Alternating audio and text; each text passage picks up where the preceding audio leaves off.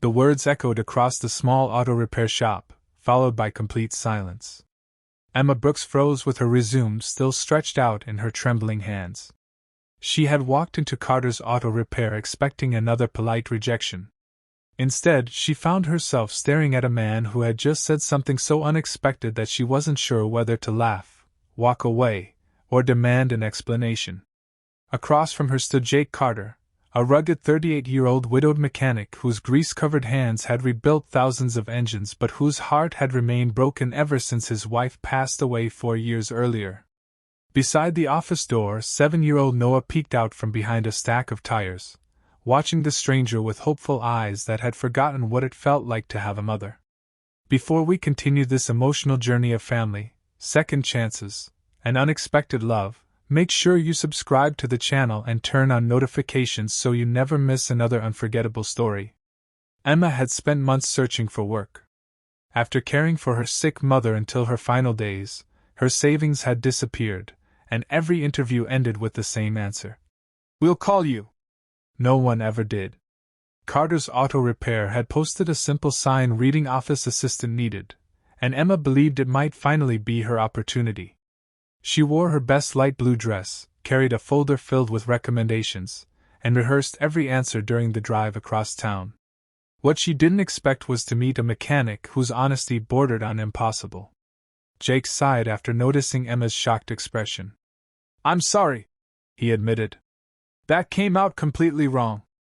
Emma folded her resume. "I think it did." Jake rubbed the back of his neck awkwardly. "I don't mean I literally need a wife. I mean..." He looked around the messy office where unpaid bills, school permission slips, and repair invoices covered every surface. "I'm failing." Emma stayed silent. "I can fix any engine built in the last 40 years," Jake continued. "But I can't keep my paperwork straight. I can't cook. I can't remember Noah's school projects. Half the time I forget to eat until midnight." As if on cue, Noah walked into the office holding 2 mismatched socks. "Dad, these don't match." Jake looked at the socks and laughed helplessly. Emma couldn't stop herself from smiling. The tiny moment changed everything. Instead of leaving, she knelt beside Noah. "Let's see if we can find the missing one." Within 5 minutes she had organized the office desk, matched Noah's socks, answered a ringing phone from a customer, and scheduled 2 appointments, while Jake watched in complete disbelief. By lunchtime, every invoice was sorted alphabetically. Every appointment had been confirmed. The waiting room actually looked welcoming. Jake leaned against the garage door. "I've spent 6 months trying to hire someone." Emma shrugged. "Maybe you were interviewing employees when you really needed someone who cared?" Her words lingered in the air. Over the following weeks, Emma transformed the business. Customers returned because appointments were organized. Online reviews improved. Noah stopped forgetting his homework because Emma created colorful calendars. The refrigerator finally contained actual groceries instead of soda and leftover pizza. Yet she always kept a respectful distance, reminding herself she was simply doing her job. Still, customers began assuming she was Jake's wife. She always laughed and corrected them. Jake did the same. But each correction somehow became a little slower than the one before.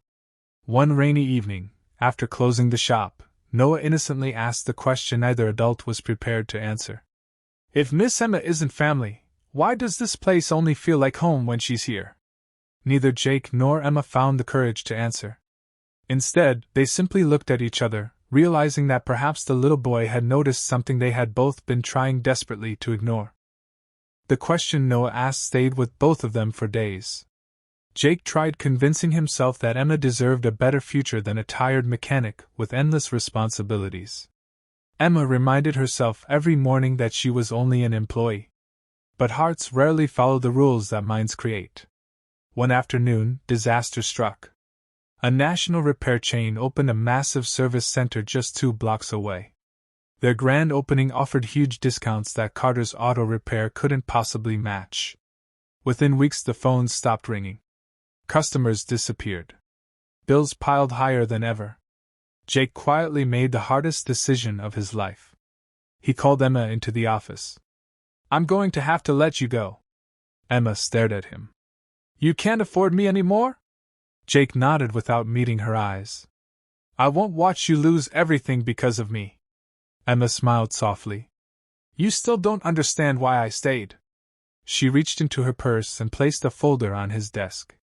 Inside were financial reports, marketing plans, community event proposals, partnership agreements with local businesses, applications for small business grants, and one final document, a proposal to become an equal business partner. Jake looked up, speechless. You did all this? I wasn't looking for a paycheck anymore, Emma admitted. I was fighting for this family. For the first time since his wife's passing, Jake cried openly. Months later, the shop held a free community car care day for single parents, veterans, and elderly neighbors. Local news covered the event. Customers returned, not because Carter's Auto Repair was the cheapest, but because everyone trusted the people behind the business. The shop became busier than ever. One evening, after the last customer left, Jake found Noah waiting beside Emma with a small velvet box hidden behind his back. Dad, Noah whispered. I think it's time. Jake took the box with shaking hands. He walked toward Emma beneath the glowing garage lights where their journey had begun. I once told you I needed a wife instead of an employee. Emma laughed.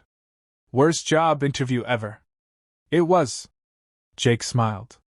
But I was wrong. She looked into his eyes. I didn't need someone to rescue me. I needed someone willing to build a future with me. Jake knelt on one knee. Emma Brooks, will you marry us? Emma laughed through happy tears. I think you mean marry you. Noah wrapped his arms around both of them. I meant all of us.